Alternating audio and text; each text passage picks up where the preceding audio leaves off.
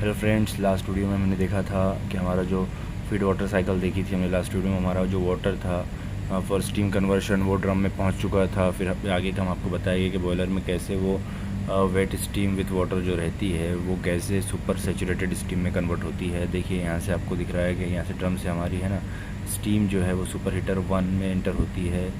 Super heater 1 में enter होने के बाद उसमें क्या है ना, बॉयलर में सब ट्यूब वॉल्स होती है। वॉल्स पे जो है वो पूरी वाटर ट्यूब्स होती है।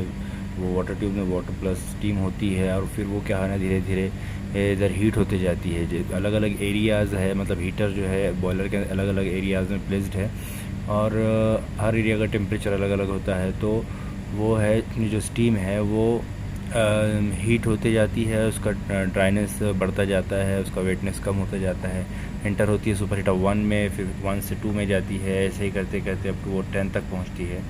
अब क्या होता है ना, हमारे स्टीम का टेम्परेचर काफ़ी हद तक बढ़ जाता है, लेकिन हमको जितनी रिक्वायर्ड सपोज टेम्परेचर है, अभी मैंने आपको इसके पहले बताया कि हम मेंटेन करते हैं 540 डिग्री टेम्परेचर। तो हम सेट पॉइंट दे के रखते हैं यहाँ पे टेम्परेचर का कि हमारा इतना टेम्परेचर मेंटेन होना चाहिए। तो क्या होता है ना, अभी हमको कभी कभी हमारा 540 के ऊपर पहुंच जाता है टेम्परेचर, तो हमको ज़रूरत पड़ती है उसको डी सुपर हीट करने की, उसका टेम्परेचर कम करने की। तो हमारे यहाँ पर डी सुपर हीटर लगे हुए हैं। तो इसी में जो है डी सुपर हीटर में वाटर की स्प्रे दिया हुआ है। यहाँ आप देख सकते हैं ग्रीन कलर की जो लाइन दिख रही है वाटर स्प्रे है, और इस लाइन में कंट्रोल वॉल्स है 2। अभी हमारा टेम्परेचर 540 है ना, 540 है, आप देख सकते हैं 540 डिग्री टेम्परेचर है।